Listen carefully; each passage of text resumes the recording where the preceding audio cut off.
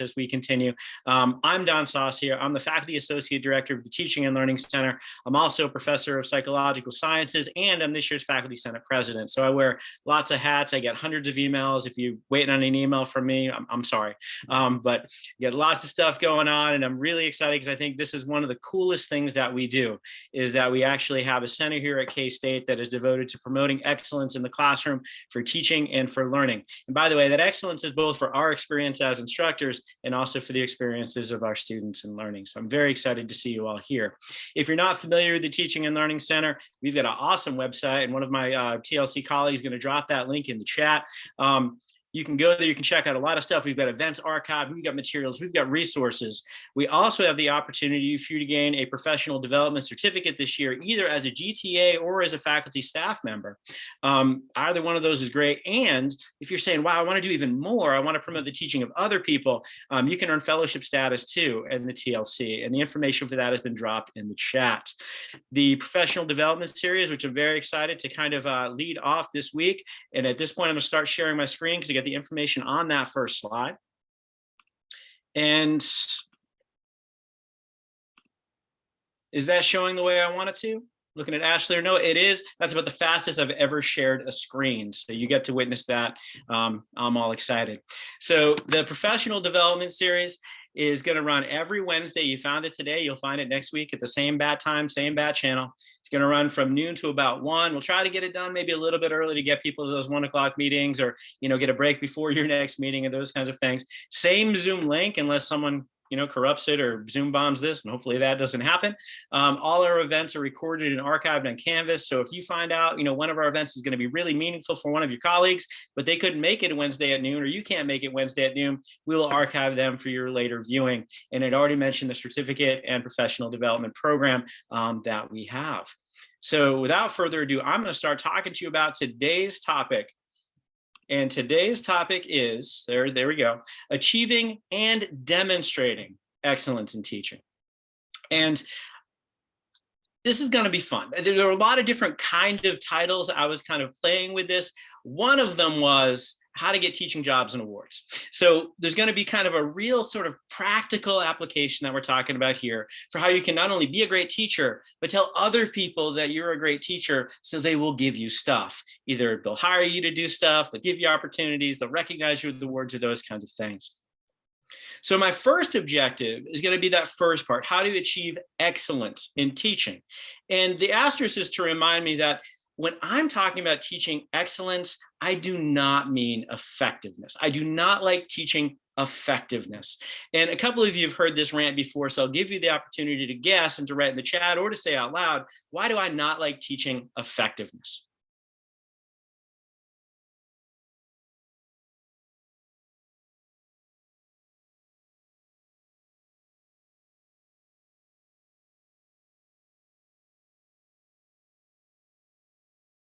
Taylor wonders, what is effective? That is an excellent question. Stu says, sounds like a low bar. And that's really the issue that I have. If someone were to describe me and say, well, he's effective, that's not what I want. I'd rather say, wow, he's excellent, right? Effective sounds like mediocre. Effective sounds like adequate. I want more than that, especially if we're talking aspirationally. I want a shooting for excellence. So in order for us to be excellent, we have to develop our own excellent and unique teaching philosophies. And I'll talk more about what this means as I progress through my first objective. But as we go through, I'm going to use my own teaching philosophy as a model and a foundation. There's a couple of reasons for this. Number one is the philosophy I'm most aware of, because it's the one that I use, it's the one that I've developed. But I can also kind of talk you through some things that I've used in developing my teaching philosophy that you might want to use in developing yours. One of my colleagues, Greg Eislein, he had won the CASE Award, which is given to some of the top teachers in the United States, not just at Kansas State University, but in the United States. And what he said CASE stands for is copy and steal everything. And what he means by that is that when we're teaching, don't plagiarize in your research, but when we're teaching, what we can often do is take an idea that worked for someone else from a workshop, from a professional development series, and we can adapt that for our own use. So if there's something that I talk about today that you say, yeah, that sounds like that would work for me, feel free to adapt it for your use. My second objective today is going to be talking about how to demonstrate that excellence. And when we're talking about demonstrating the excellence, we got to let other people know how excellent we are. And when we're talking about where we're going to do it, we're going to do it for all the things. So this might be a teaching statement that you use as part of your job applications. This might be for annual review and merit review that you might have in your job. This might be for tenure and promotion materials, or this might be for teaching awards. So a lot of the stuff that I'm going to talk about today is going to be generalized across a lot of the different ways that you would want to demonstrate to someone else that you, in fact, are an excellent teacher. Now, I have a couple of disclaimers to kind of put out there. First of all, I'm going to share my perspective and experiences. My perspective and experiences is the only one that I really have access to. So it's the only ones that I really, really know well. And other people may have different experiences and those kinds of things. The reason, though, that I feel kind of comfortable sharing mine is that I've been doing this for a while. As I mentioned in my class yesterday, I taught my first class, I think, in 1998. So I've been doing this for a little while. I've taken a lot of time, put a lot of effort in thinking about my teaching philosophies. I've been on all sides of this equation. So I've applied for teaching jobs, sometimes successfully, sometimes unsuccessfully. I've applied for teaching awards, sometimes successfully, sometimes unsuccessfully. I've sat on hiring committees for teaching jobs, and I've sat on selection committees for lots of different teaching awards here at K-State and nationally. So I'm going to bring in all of those experiences to kind of inspire the recommendations and feedback that I'm going to give you. However, again, this is my individual experience. I've had a lot of privileges. You know, looking at me, you're probably drawing some inferences about who I am. If you said, wow, that looks like a straight, white, cisgender, middle-aged man, you're correct. So there's going to be a lot of privileges that I've enjoyed in my life because of who I am and the demographics that I have that someone else may not. So please do understand that I'm coming from that position. Also understand that I may have succeeded despite what I did, not because of what we did. Sometimes we make the mistake of saying, well, I did that, therefore it works, when it might be you did that and that made it harder for it to work. So any of the recommendations that I give you, I've tried to kind of look at the flip side of the cons of those. I think these will be good advice, but there might be a situation that something is not going to work for you. So what will happen is feel free to disregard any recommendation that I make that will not work for you. You are not me. And what has worked for me or what I might see as something positive to do, you may disagree with. So please kind of understand this is going to be informational. It's not going to be mandatory for how you would approach this. And knowing that, seek other people's perspectives to complement this talk. So if you want to kind of triangulate the experience and say, well, Don said this, what do you think? Feel free to do that, and you'll get lots of different perspectives and points of view. I will also tell you that on those hiring committees, on those award selection committees, I'm not the only member. There are a lot of people who kind of share their opinions. And what will happen is I'm going to base my recommendations as well on what I've heard people say, but I don't know what they really think. And I can't predict any of your own individual success for any job or any award application that you have going forward. So hopefully those disclaimers are worth you sticking around and hearing more, because I'm interested in what you're hoping to take away from today. So I want to know one thing that you want to learn in this session, and I would like to for you to type that into the chat. So type that in, hit return when you're ready. I'll kind of summarize them as they come up, but I want to know kind of what you're here for. What are you trying to learn today?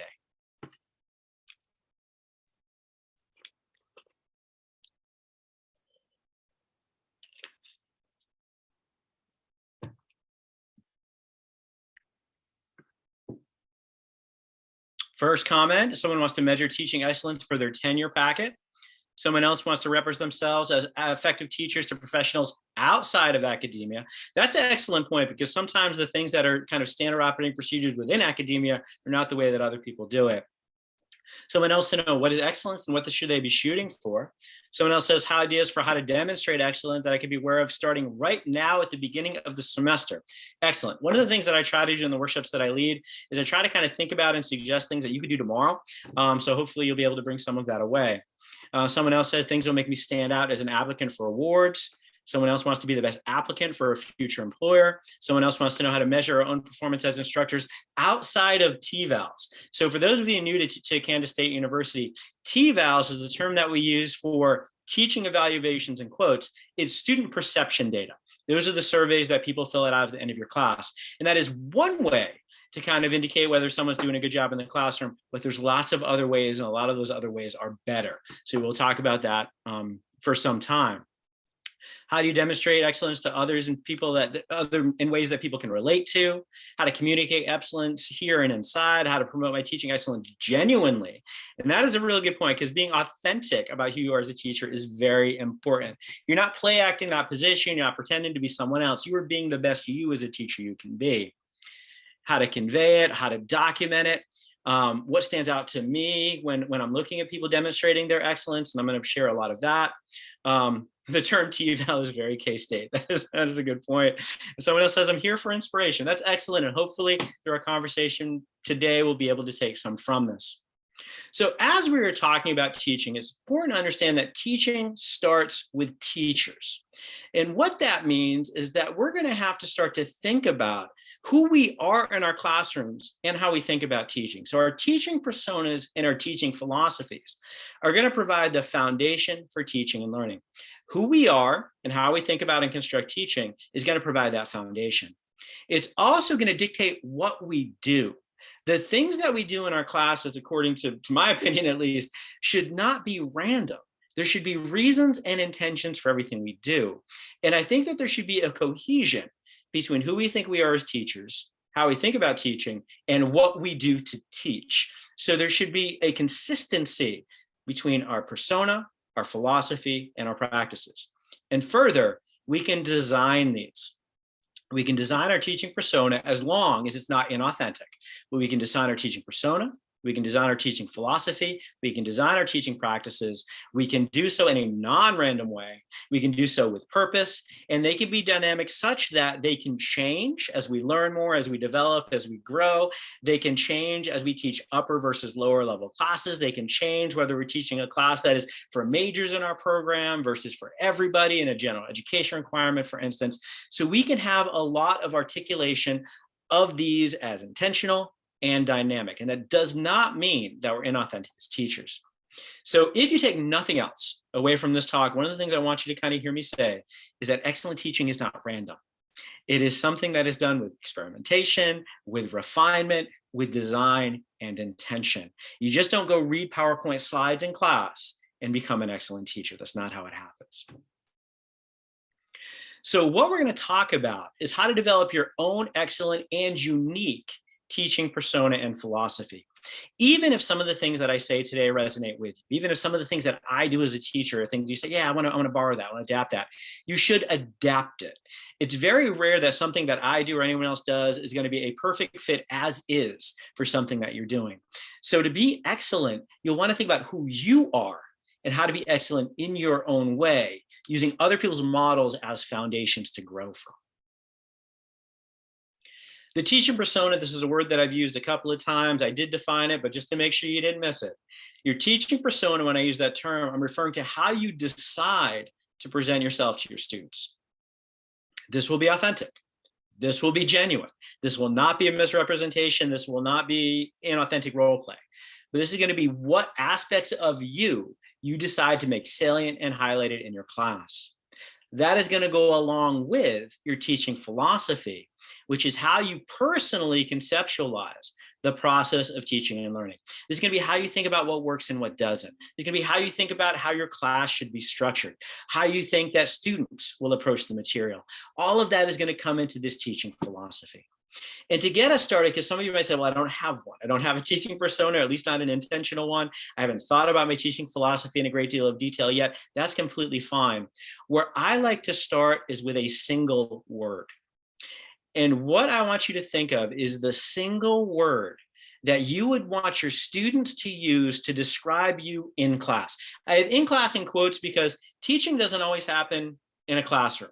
It can happen in many kind of things. It could look like advising, it could look like mentoring, it could look like supervision, it could be in an online or remote kind of modality. So when I say in class, I'm talking about all of the situations in which we might teach in quotes. So how would you want your students, and students should probably also be in quotes there too, how would you want your students to describe you in class? Now, what I'm going to ask is for you to type that word in the chat, but don't hit enter until I say. One of the things that I love when I'm doing kind of remote teaching or any kind of high flex teaching or any of that is to do what's called the Waterfall Chat. This is a technique that I picked up from Tracy Brimhall. So I can't take credit for this. I've copied and stolen that from her. The Waterfall Chat is when you put something in the chat and then everybody hit enters at the same time, it all waterfalls in. You see all of those responses come in as a sum. And as a teacher, it makes it real easy to kind of see the themes that emerge in those words. So I'm going to give you about 10 seconds. Think of a word, type that in, but don't hit enter until I say.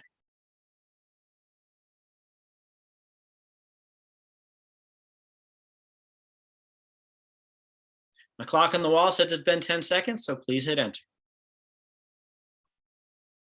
All right, so we got independence and engaging, we got care, we got passionate, we got questioning, empathetic, exuberant, caring, passionate, helpful, supportive, approachable, personable, caring, approachable, dialogue, and kind of talking about how they would use that to seek knowledge and those kind of things. I see curious, excellent, this is excellent. Facilitator, this is excellent. I don't see brilliant. I don't see knowledgeable. I don't see prepared. And one of the reasons I'm pointing that out is that those are things we should be. But when we're thinking about the one single word that defines excellence in teaching, we're not talking about showed up on time and had a plan. Those are things that we must do, but those kind of things are necessary but not sufficient for excellent teaching. The kind of things that you're talking about are going beyond that. We're talking about creating relationships, not only between us and our students, but between our students and the content that we're teaching them. Those are the kinds of words that you're using to describe yourselves as teachers. That's going to take some intention for your students to see you in that way. It's going to take a lot more than putting a bunch of words on slides and making sure you click through before the class ends. Now, thinking back to my early teaching persona, my early goal for my teaching persona was whatever I did, I wanted to do it with the confidence of a 4-year-old in a Batman t-shirt. I wanted to go in and I wanted to command that room. I wanted them to look at me as someone they could trust and someone they could believe, someone who knew what they were doing. And what I did is I crafted my persona and my philosophy about doing that. And then later on, I added in more things, kind of to that. So this is where I kind of started. And I always try to find a way to get pictures of my kids, especially when they're small and adorable and cute. Now they argue a lot because they're in middle school, but when they're small and adorable and cute, love those pictures, try to work them into every presentation. So when I'm asking you to kind of think about, well, who do you want to be? Maybe that guy who comes in and acts like a superhero in front of the room, maybe that's not you. Then don't be that person. So I'm going to give you a couple of questions that I want you to ask yourself. And these are not going to be ones that we're going to answer right now.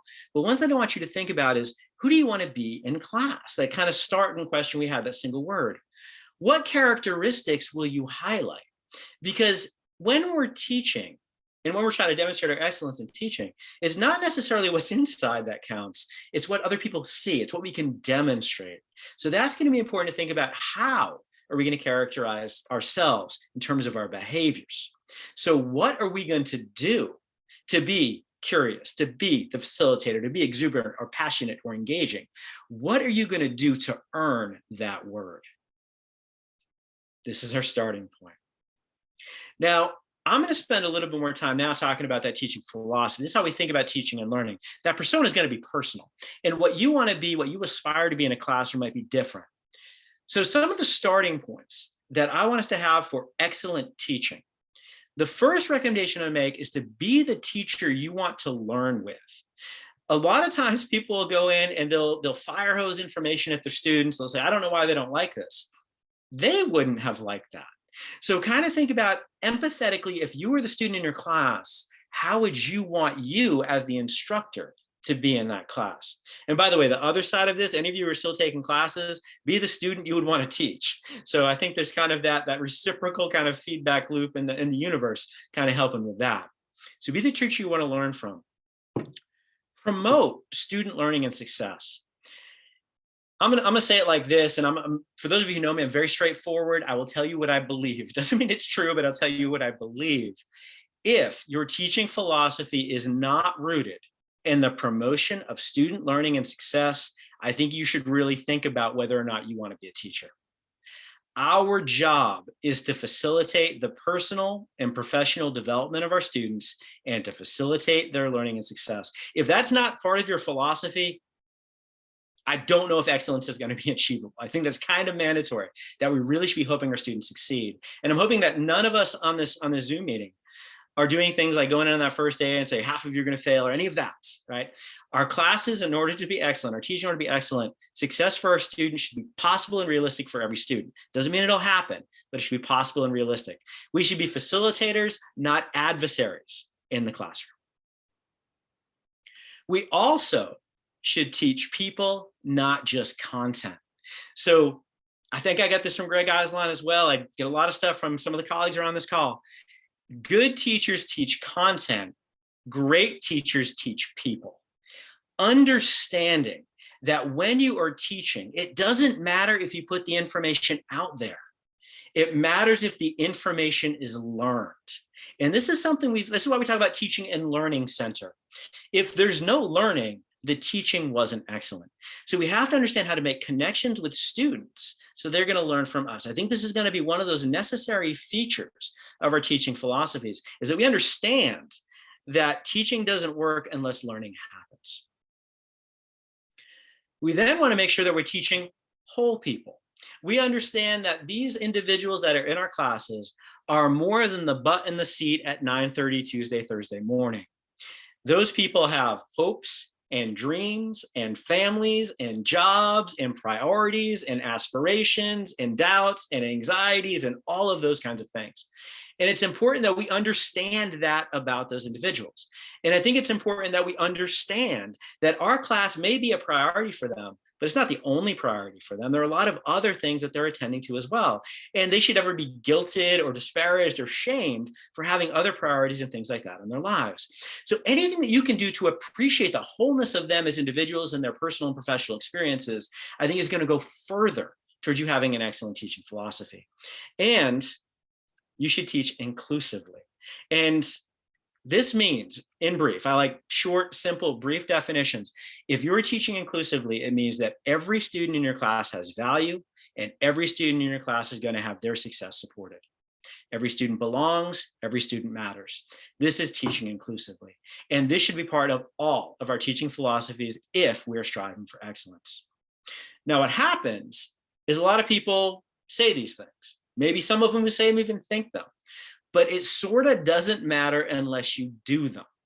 Your practices must be consistent with these goals, or it's going to be really hard for you to be an excellent teacher. Now, when I first started teaching, because where I went to graduate school, they didn't train me to teach. This wasn't something that they did. I went to like a workshop here, there, maybe saw a couple things at conferences, read a bunch of articles from the teaching of psychology. But outside of that, I didn't learn to teach from a mentor in that way. What I did, though, is I looked at my best teachers throughout my life.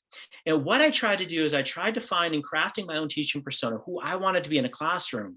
I looked for the people that I wanted to be in the classroom with.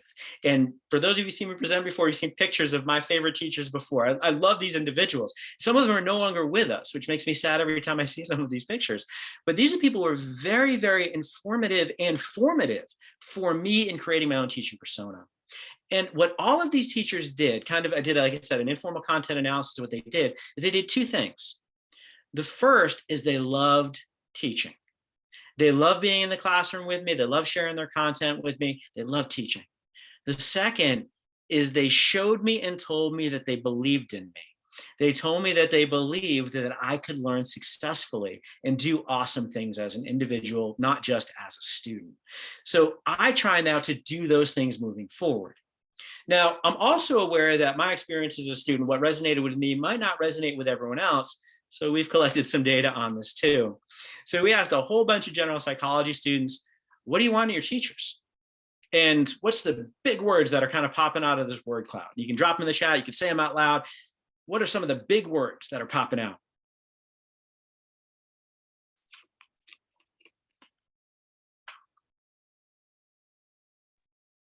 I love how big understanding is. Understanding is huge, right? It's the biggest word on the word cloud, understanding. Someone put organized. Where is organized? That's like the 15th biggest word. We got passionate, we got understanding, we got health, we got caring and kind, encouraging. So yes, they do want us to be organized. And this is going to play into one of my teaching philosophies there. We're going to see things like intelligent are still there. Those are necessary, but not sufficient for excellent teaching. And as you're going to see, there are going to be things that are part of my teaching philosophy as well. But some of the things that are most important to them are not just how well we know our content. So someone asked, do I know how students are defining smart or intelligent? I have no idea. I know that students wrote that on as their answer in the survey, but I don't know what they mean by these words. And there might be some words that have more synonyms than others that might kind of impact their size on a word cloud or those kinds of things. So this is just to kind of get us thinking of the kind of things that pop to mind for our students in thinking about excellent teachers. So these next word clouds, you can see the one on the left is their favorite teachers, the one on the right are their least favorite teachers. And we right away see this dichotomy of fun on the left and boring on the right. If you kind of look a little bit further, and this is not necessarily in all of these data, what they don't necessarily want us to be is easy. They want us to be challenging, but they don't want us to be arbitrarily difficult.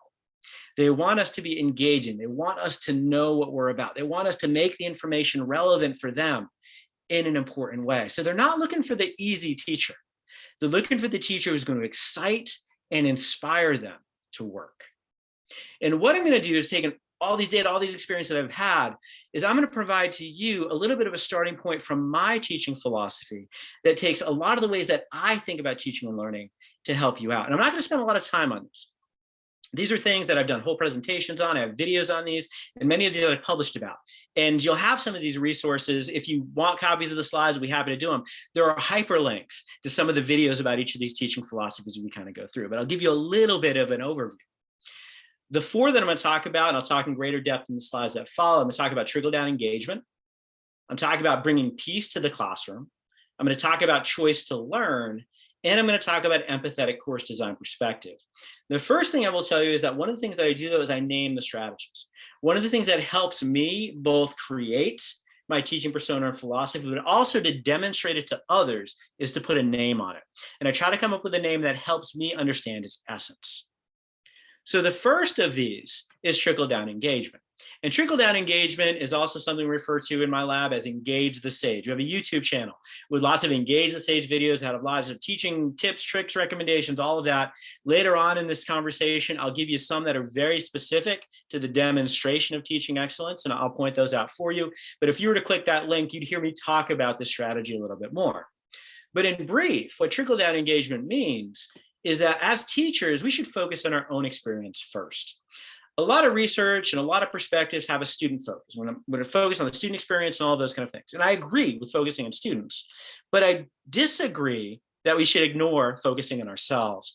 So focus on our experience as instructors. So what we can do there is we can enhance our teaching engagement. So this is our engagement in teaching. This is liking our material. This is being enthusiastic about the teaching process. This is genuinely want to share our information with our students. So we're going to have teacher engagement. We focus on that.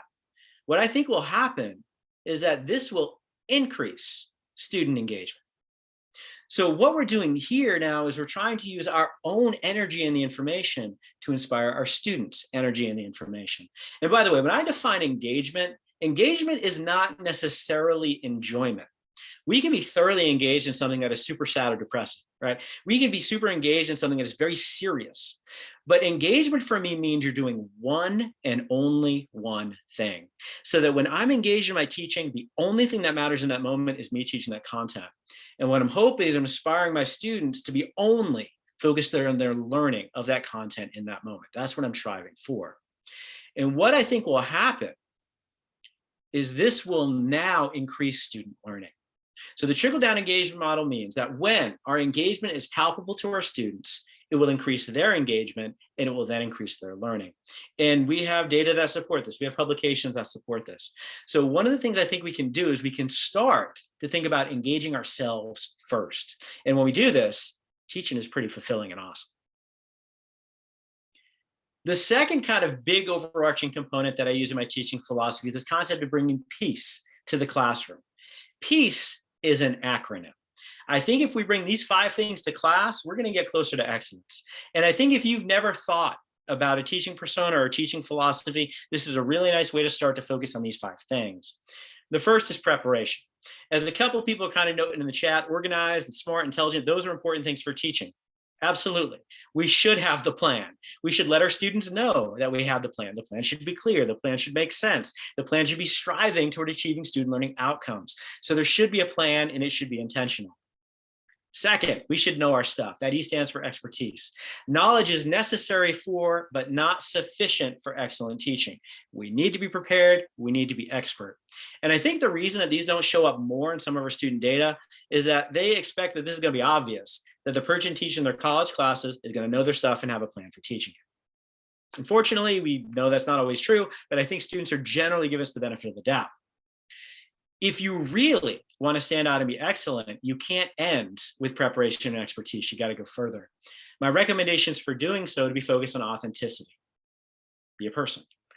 Be someone that they can trust, someone that they can develop a good personal and professional relationship with. Be someone that they believe. And letting yourself come out, maybe that's going to be talking about your own difficulties with the material, maybe sharing the challenges that you had and learning some of the pieces of it. That's going to provide some inspiration for them to work through their own failures, to kind of achieve that growth versus fixed mindset, where they understand that where they are now is not where they have to remain. The C in P stands for caring. And I think there are three things we should care about. We should care about our content, we should care about our students, and we should care about teaching our students that content. I think if we care about those things and demonstrate to our students that we care about those things, things are going to be better. We're going to strive closer to excellence. And then the E, the second E in P's, that last letter is going to be engagement. So just like we talked about before, this is going to be, again, focusing on your experience in class, you being engaged, they're going to be engaged, and they're going to learn better. A couple other pieces of my philosophy. Choice to learn is very important for me. Here, I focus on fostering my students' intrinsic motivation. Intrinsic motivation is motivation that comes from within. It's not the taking the class because you're required, is taking the class because you value what you're going to learn. And one of the things I talk about in all of my classes, it is your choice to be here. And you do not need to choose to come back on that second day. If you choose to go back on the second day, that's on you. You've now taken that on yourself. You've made that decision that this class is going to be valuable. How this shows up in my practices further is I offer opportunities, but not requirements. I don't require anything in my class. Now, what happens is if I'm offering a quiz, for instance, you can decide to take it or not. If you decide not to take it, you forfeited that opportunity to earn those points. In my classes, what they're doing is they're earning points. They're not losing points. So right now, I told students in class yesterday, you have no points. Over the course of the semester, you'll have some opportunities to earn some along the way, but you're not losing points. I'm helping you by providing you the opportunities. I'm not restricting your freedom or any of those other kind of things by putting restrictions on you. The fourth aspect that I kind of have my overarching big old teaching philosophy is something I call empathetic course design. This is basically how I have conceptualized inclusive teaching principles. So what I try to do is infuse empathy into all aspects of my courses. So empathy, again, simply stated, is thinking what others are thinking and feeling what others are feeling. Basically, I'm going to try to take my students' perspective in designing my course. And by taking their perspective, I believe I can better support their success. So I'm going to have a syllabus statement that is empathetic. And if you hit that link to that video, you'll see what that syllabus statement actually is. I'm going to have empathy show up in my course scheduling, my course structure, my policies, all of those kind of aspects of course design. The way that I use Zoom is going to be empathetic. The way that I set up my assignments and my assessments is going to be empathetic. And what I'm trying to do here is let my students know I'm here to work toward advancing your learning and your success. And what I found is across all of those things, trickle-down engagement and peace, and empathetic course design and choice to learn, I found that I've been adding and I've been tweaking and I've been refining and I'm still refining those kinds of things. But this for me creates a situation in which my students appear to learn and they appear to enjoy the experience. So what I'm going to invite you to do at this point is to think about how you can create for yourself an excellent teaching philosophy. Because now I'm going to shift to that second thing that I want to achieve today. And that's talking about how to demonstrate that teaching excellence. And after we talked about the 10 ways to demonstrate your teaching excellence, I'm going to give you some overarching tips for how to craft some of your materials when you put them forward for tenure, for promotion, for award applications, hiring statements, whatever they may be. So the first way to demonstrate your teaching excellence is to have an excellent statement of your teaching philosophy. It's not enough to have an excellent teaching philosophy, you have to be able to write it down. So thinking about ways that you're going to craft this so that someone else will understand. One of the first things I'm going to suggest you use is that you get yourself familiar a little bit with some of the literature in pedagogy. Pedagogy is the science of teaching. There are going to be certain words that you're going to want to become familiar with. Inclusivity, accessibility, active learning, engagement. These will be some of the words that you will want to learn about and use so that you can authentically say that they are part of your teaching philosophy. So the other thing that I'll kind of say is that in your teaching statement, you want to write it so that everyone reading that statement is going to say, this person is an amazing teacher. And I'll give you some specifics about crafting materials later that'll go into a little more practical detail. But before that, I've got 9 more to kind of talk to you about ways to demonstrate your teaching philosophy, or your teaching excellence, excuse me. The second is get teaching experience and document your teaching experience. So every single one of you who wants to get a teaching job or win a teaching award or get tenure promotion, you should have a list of your classes. You should look at what kinds of classes you're teaching. You're teaching at both upper and lower level. Are you teaching big and small? Are you teaching discussion oriented, lecture oriented? Are you teaching face-to-face online? One of the things you'll probably want to do is get a variety of experiences to the extent that you can across those various levels and modalities. You'll want to demonstrate that you've done those. You want to document that you've done those. One of the other things I would recommend is keeping track of the enrollments. One of the things that I've liked seeing when people submit teaching materials is they taught this class in this semester with this many students in this modality. It helps me kind of understand the kind of teaching experiences that they have. The third thing is provide your teaching evaluations. Now, first of all, when I see teaching evaluations, a lot of us are thinking TVALs. We're thinking student perception data. Student perception data is not the only form of teaching evaluation. If you've taught, they probably will expect those. But student perception data is prone to a number of biases. It doesn't get at the aspects of teaching that are probably most important. It really is a customer satisfaction rating about how much they liked your class. That's not necessarily excellence in teaching. So when you're thinking about your teaching evaluations, they probably will want to see student perception data, but maybe have someone else watch you teach. There's a lot of literature that shows that peer observations is a lot better way of someone who knows how to teach and looking and saying, yes, they did all of these wonderful things.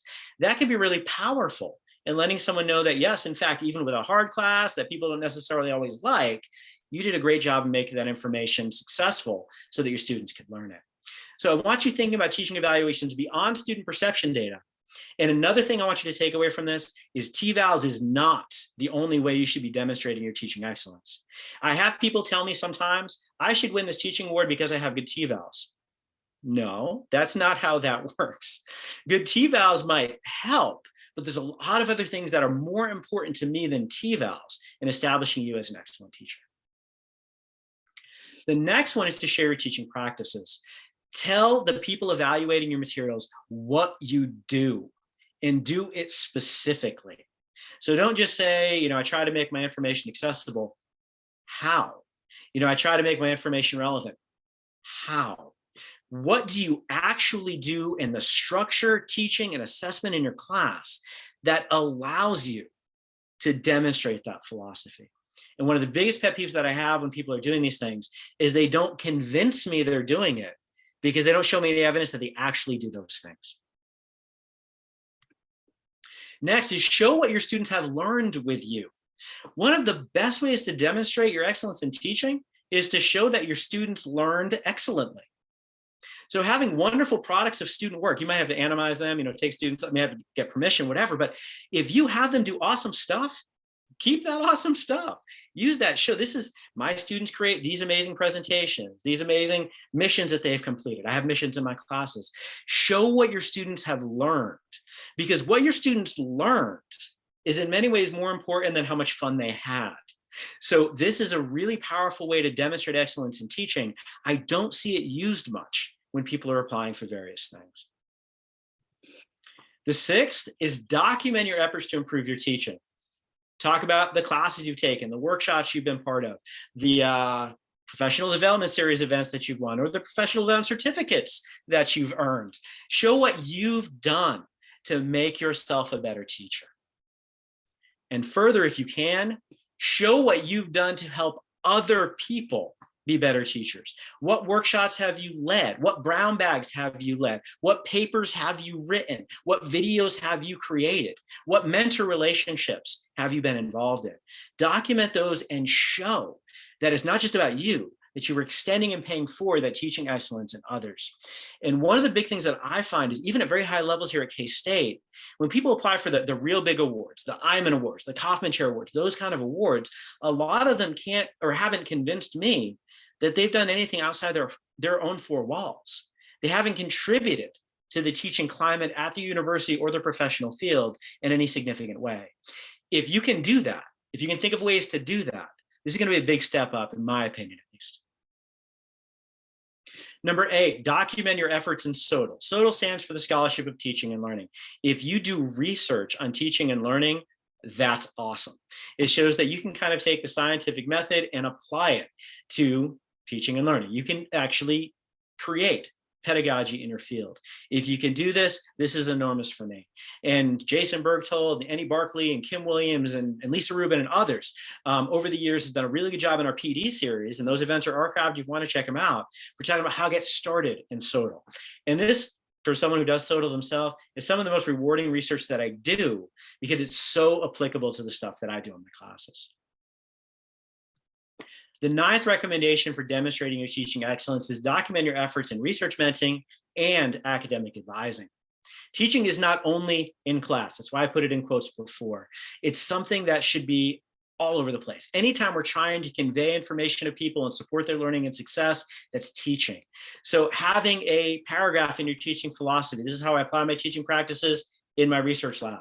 This is how I apply my teaching practices with my academic advisees. This is how I apply my teaching practices with my staff. These are things that, if you can do, definitely do. And then number 10, show, if you can, what it's like to learn from you. Let me know what it's like to be a student in your class. Tell me what I would be experiencing. Tell me what I would be doing. Tell me about those kinds of things, because if I can get that sense, kind of even viscerally, of what it's like to be one of your students, I can connect better with your application for the job, for the award, for tenure promotion, those kind of things. And it surprises me how few people try to do this.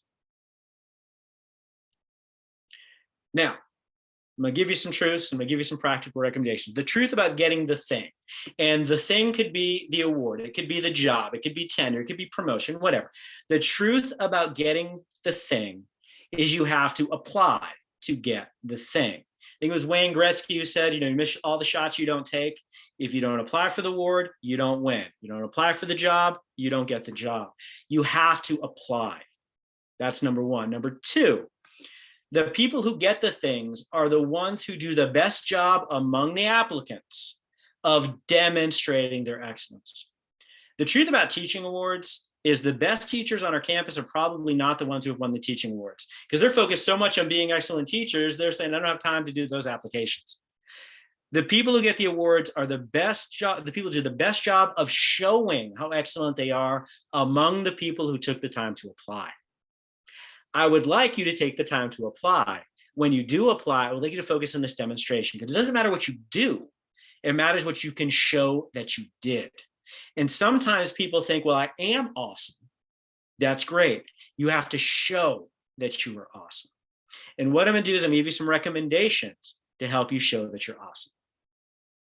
First, you got to believe in yourself first, right? If you ever gave me a job application that kind of said you thought you might be okay at the job, I'm not going to hire you.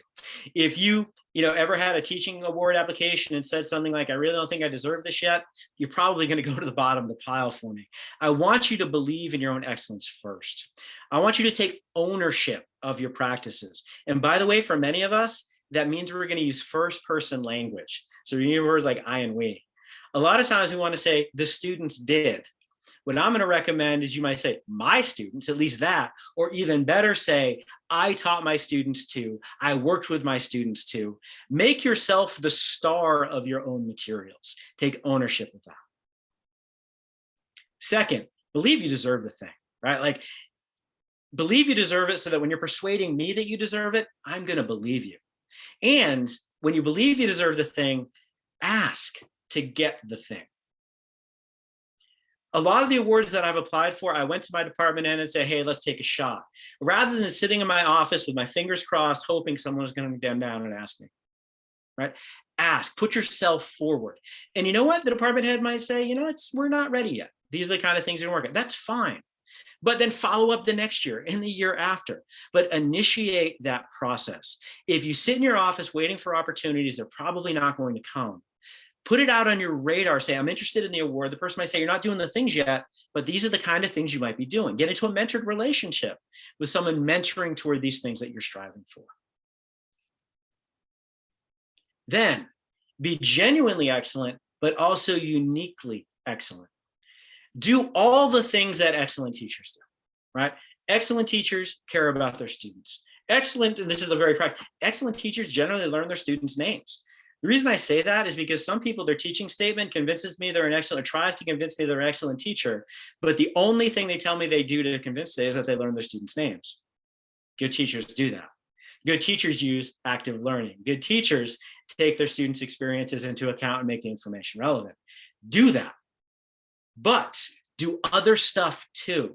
Do other things that go beyond every other application. If your application says the same thing that every application does, and that's all it says, you will not stand out. So think about how it is that the things that you do are not the same as what everyone else does. Now, interestingly, early on in my career, I thought everyone else did the same things that I did. But then I talked to other people and found out that they didn't. And they found out that some of the things that I think is just normal to do is actually fairly unusual for people to do in a good way. So finding out in conversation with others, oh, wait, not everybody does this really super cool thing. That might be something you can do to establish your uniqueness. And when you figured that out, put a name on it, right? So trickle-down engagement, choice to learn, empathetic, course design perspective, bringing peace to the classroom. These are things that I've named not only to help me organize my own thinking, because I like those simplistic little sound bites, but it helps me share with others the models for the things that I do. And be motivated to impress that committee. If you know who that committee is going to be, say things that are going to impress them. If you're applying to a liberal arts school versus a research one institution for a teaching job, they might be impressed by different things. That award at the department level versus the university level, they might have different priorities. So think about what that committee is likely to prioritize and try to impress who you think the committee will be. Your prediction is not going to be perfect, but it's going to be better. Then create excellent materials. First of all, provide all the materials in the specified format. Now, I say this because I've seen a lot of times where people will have incomplete packages or they completely didn't use the guidelines. For instance, a lot of the teaching award selection committees that I sit on, you submit a CV, but it's only a 2-pager. So if you submit the 75-page CV, we're not going to review it. So you might have that teaching stuff on page 72. I won't get to it. So make sure that you're giving all the material, but also in the specified format. By the way, and this should go without saying, but I'll say it, if you're submitting a 2-page CV for a teaching award, it should go heavy on your teaching stuff, not just be a list of your research publications. I've seen that mistake be made. It should be focused on what the award is set up for.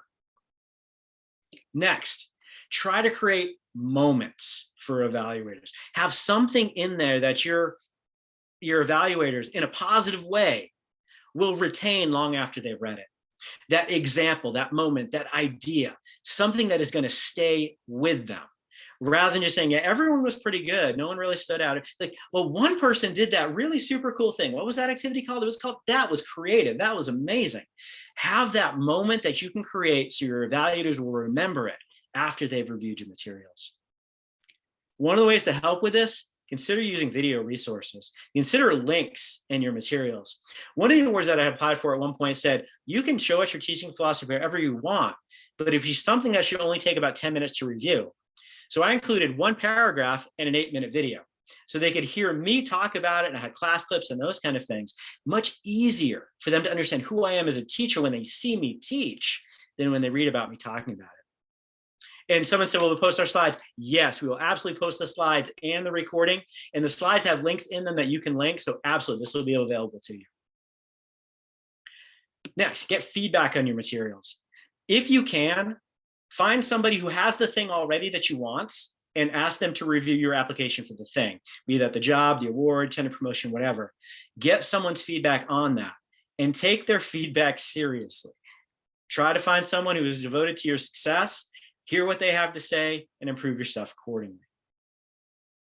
This next one is one that I didn't consider till later, is use compiled letters of recommendation.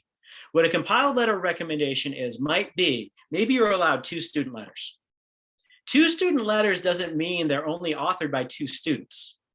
What I've done sometimes when I have 2 student letters is I'll have a compilation letter from graduate students and a compilation letter from undergraduate students. So I might say, Ashley, you're in charge of my graduate student letter. Get some people to talk about their experiences in research and mentoring with me and in teaching. And what she'll do is she'll copy and paste paragraphs. And then that letter becomes a compilation of a lot of students' experiences. Maybe say, Noah, do the undergraduate one. And what will happen is now you have a broader experience than just one person saying, hey, they did great. One of the other thing about student letters is students don't often know how to write letters of recommendations. They've never had to do that before. They don't always say the kinds of things that are impressive. They'll be like, Natalie is amazing. She teaches so great. She deserves a raise, all this kind of stuff.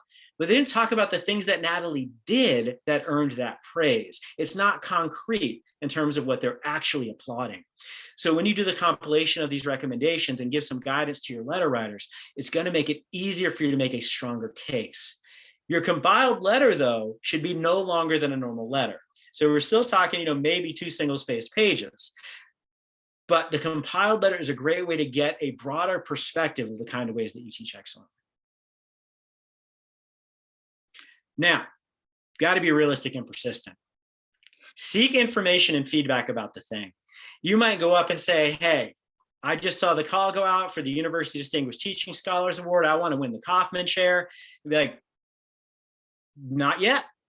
Got to be a tenured professor in order for that to happen. Maybe it's a little bit early. And we've had people who have applied for that as an assistant professor. They're disqualified because they have to have tenure. But ask feedback. Talk to the award winners if you can. Talk to people who have that job. And if they say, hey, not just yet, say, what do I need to do in the meantime to make it the right time? So start that mentoring relationship with those individuals. Understand you might deserve the thing, but still not get the thing. One of the issues when you sit in a teaching award committee, the first thing that is said in every committee to evaluate teaching awards is, wow, we have way more people who deserve this thing than should actually get it, than can actually get it. And I even was sat on one where the committee was deadlocked. It had 2 people, equal number of votes on an even number committee. Actually, it wasn't even number, it was odd, but one person abstained. That sucked. So we had deadlocked the people who were voting on this. And they said, you need to ask the provost if we can have more money. Well, you can guess how that went. And then what we had to do is we had to pick one of those 2. Second person would easily probably win that next year, but they have to apply again. One of the things that really hurts my heart is sometimes people say, I was great and I didn't win, so I'm never going to try again. Sometimes it takes more than one application. There are major awards that I've won. I very rarely won the first time. What I did is I put in my application. I didn't get it. Someone gave me feedback. So I asked, what can I do to make my award stronger? And sometimes what they tell me is just put it in next year. There was just a stronger applicant this year and there's nothing you can do about that. So do understand that if it doesn't work out for you, it is not a statement that you don't deserve it. If you go on the job market and don't get a job, it doesn't mean you don't deserve a job. If you apply for tenure promotion, you don't get it, doesn't mean you don't deserve it. Maybe it means it wasn't your year and there are things that you can do to work toward it in the future. So keep building your case for your teaching excellence. So in conclusion, then we're going to kind of open it up for questions, answers, all of those kind of things. To get the things, so all those things, the jobs, the awards, the tenure promotion, all that, you need to both be excellent and demonstrate that you are excellent. You do those 2 very simple things, and you get all the things. That's how it works. If you kind of wondered for a little bit more information, we've got some specific video links that might help you. Talk about asking for a letter of recommendation, writing that statement of your teaching philosophy, ways to demonstrate your teaching excellence. You'll see some overlap with some of the things I talked about today. The 4 C's of writing. I think all writing should be clear, complete, concise, and compelling. If you do that, I think it's going to help you out a lot. Before we get to the Q&A, I am going to ask your takeaway. So I am going to ask in the comments in the chat to put one concrete takeaway from our conversation today that you are going to use to either achieve teaching excellence or to demonstrate teaching excellence. And once those start to come in, the last slide that I show you will have my email address if you want to reach out to me individually for this presentation or for any other questions that you might have. After I've shown you that, and actually, you know what, after I put that up, Noah and Ashley will drop my email into the chat, and then I'll stop the share so we can have that conversation a little bit more. All right, let's see those concrete takeaways first. Active process, it doesn't happen naturally. Take initiative, demonstrate the impact of your teaching, show and demonstrate, don't just tell. Reach out to others, be a self-promoter, make a focused effort, make plans to observe and be observed. By the way, being observed, that's a vulnerable experience, but it's so awesome. And be ready to hear when that person shares their feedback with you. Do something different. It starts with you. Be consciously inclusive. Find ways you can be more empathetic, reflect more on crafting my teaching persona, and document that progress. So this again is me trying to be a superhero with my kids, try to find those cute kid pictures. You can see my email if any of you want to kind of reach out to me after that. And for now, what I'm gonna do is I'm gonna stop my share, and if anyone has any questions that they would like to ask.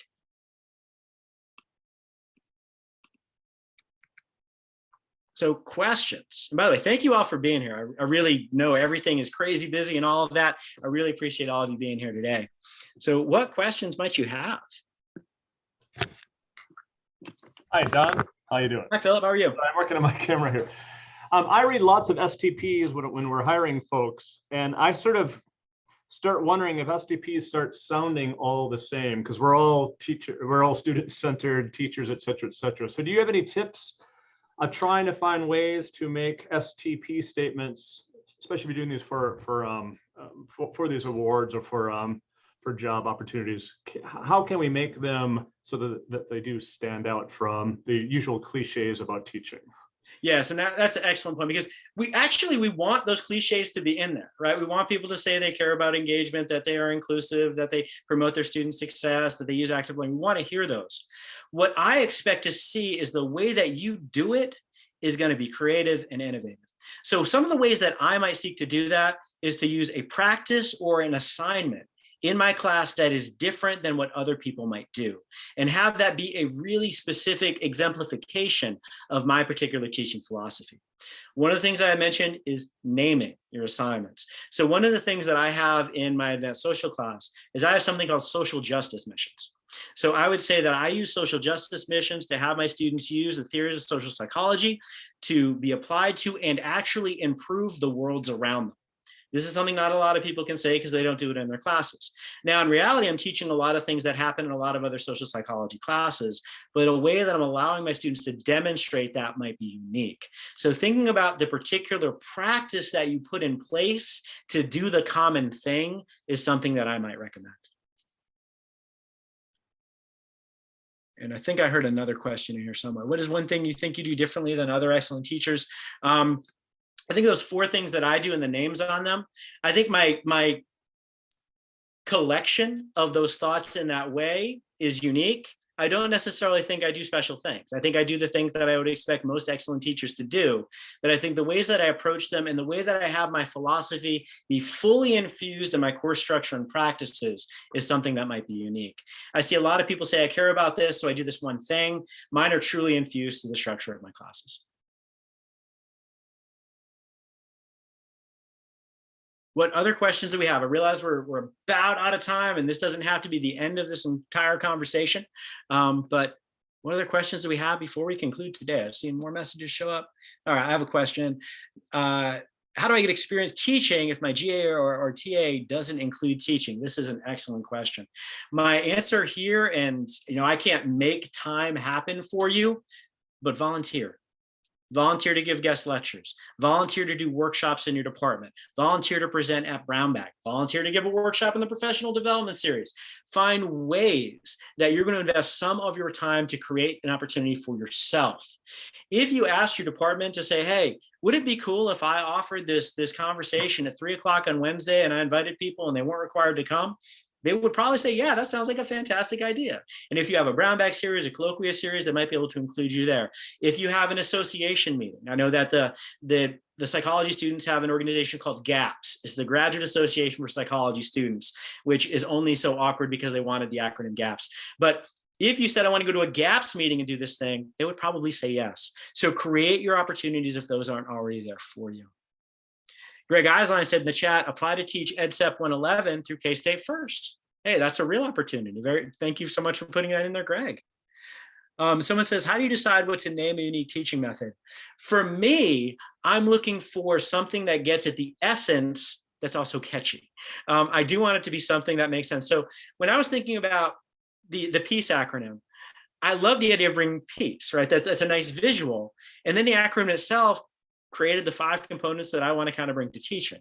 Now, in reality, caring, I would probably, call empathy. Authenticity is kind of a complicated word. So if I wasn't going for that acronym, I might have named a couple of the components something slightly different, but I preferred to keep the acronym to kind of have that easy to remember.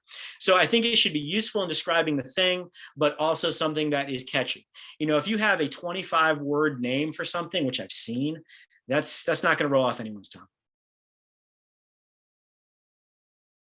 Someone said, don't be afraid to reach out, professors. We aren't scary. I'll say we shouldn't be.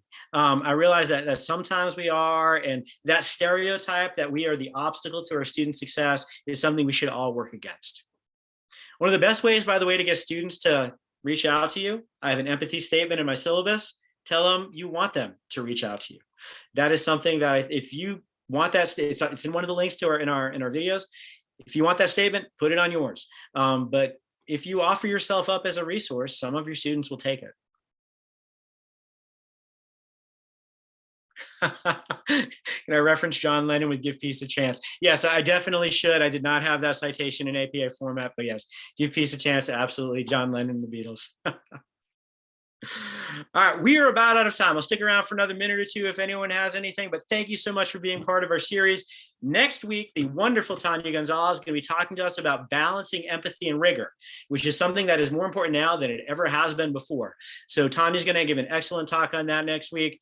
Every Wednesday at noon, I'm looking forward to seeing you. Thank you so much, and congratulations on being halfway through your first week of the semester. Bye, y'all.